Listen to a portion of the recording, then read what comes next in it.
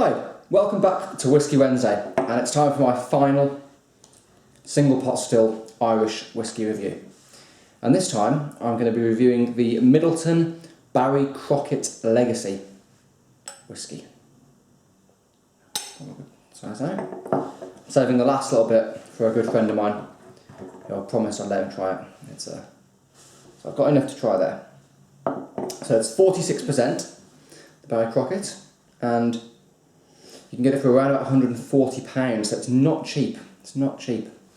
And it's just named after the master distiller at the Midleton Distillery, Mr. Barry Crockett, bottled at 46%. Matured in a mixture of ex-bourbon barrels and some new American oak maturation. Lovely colour on that. Almost kind of, well, it's gold, but it's got a kind of slightly yellowy hint, kind of yellowy orange. Let's give it a nose.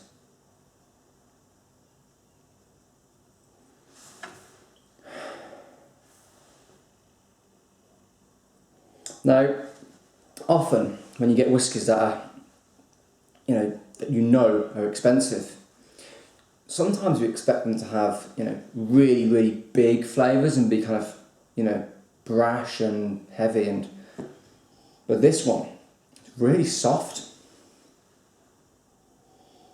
I think that's kind of a lot of the time actually with the more expensive whiskies, you do get a kind of a nice subtlety to them. And they are whiskies that you have to spend a lot of time with. Often on the bottle I'll say, give it at least half an hour in the glass and, add a drop of water and come back an hour later. And on the Glenfarclas 40, it says, let to air for half an hour before you smell it. Right, so on this, you can definitely tell it's ex-bourbon. You get the kind of vanilla oak, but it's really soft. Yeah, kind of luxurious soft oak.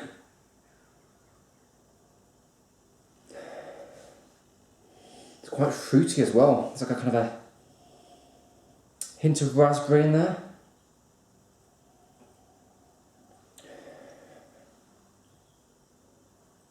Now on these videos, I like to keep these videos, fairly short, so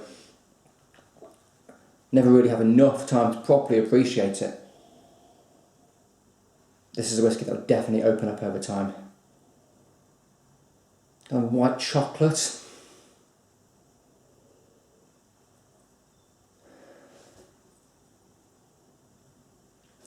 Maybe slightly hint of raspberry cheesecake, getting like a slight tanginess from the fruit.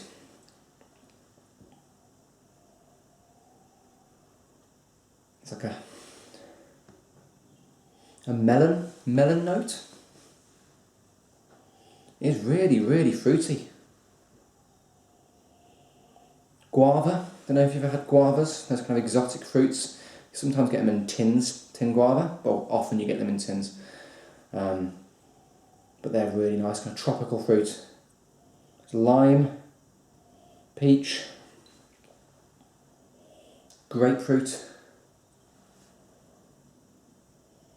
But it's actually lovely, soft and sweet oak.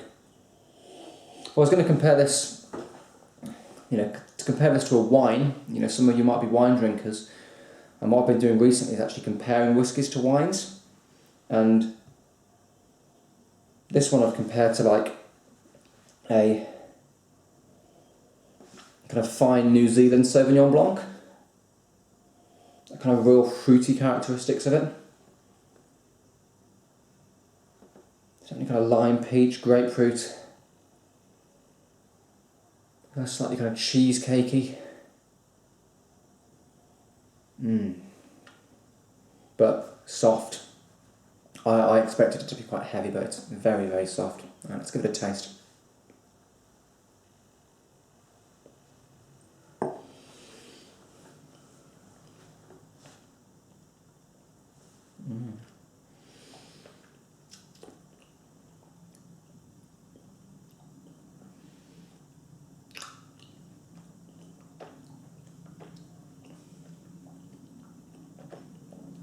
Now again on the palate, really soft, kind of ridiculously creamy vanilla, some spice in there. Definitely taste the oak. The oak's really predominant in this, and that'll be from the new oak, because when they use new oak, that's when you get a lot of flavours, because it hasn't had anything in before, so it absorbs lots of flavours from the oak.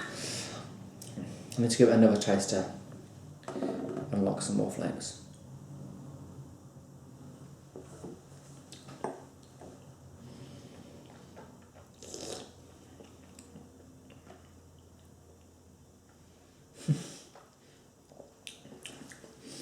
Lots of kind of creamy banana coming through now.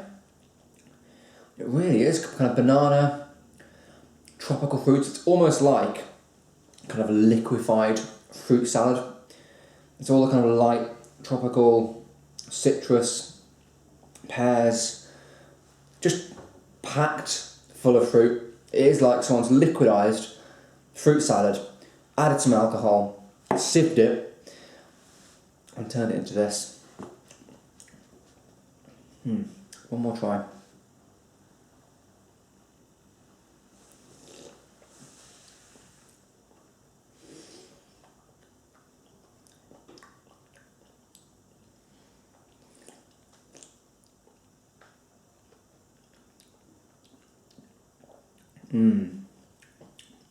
And the finish, lovely peppery spice finish, kind of warm spices, cinnamon.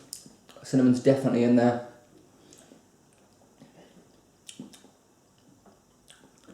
It's a lovely long finish, quite oaky again. Really nice, really very nice whiskey. I'm going to save this last little bit and finish it after the video. But that's the Midleton Barry Crockett Legacy, available from pretty much all good whiskey shops. Now, I've done the Green Spot, the Redbreast 12, the Powers Johns Lane 12-year-old release, and the Barry Crockett Legacy, all from the Midleton distillery. I gave the Green Spot 7, I gave the Redbreast 8, I gave the Powers 9. Now, price-wise, you'd like to think that you'd enjoy this more. However, you've always got to take price into consideration, and when you think, well, I can get the Powers for around about £60, whereas this will set me back, more than double, about 140. What do I give it as a score? And I think, it's a great whiskey, don't get me wrong, but compared to the Powers, it's not quite up there for me, personally. So I'm going to give this an 8. It's a really, really well made, well put together whiskey. But it, for the price, 8 out of 10. So, I highly recommend you trying this. Hopefully if you go into like some Irish bars in London or wherever you live, seek this out. It probably won't be cheap for a shot. You're probably looking at about £10 to £20 for a shot. But I recommend trying it. It's a real kind of premium whiskey, and it is great tasting if you like your soft, subtle, fruity whiskies. So that's it for the single pot still whiskies from Ireland for now. I might be back later on in the year. And got a treat for you next week. I'm going to be reviewing the George T. Stag. Cheers guys, thanks.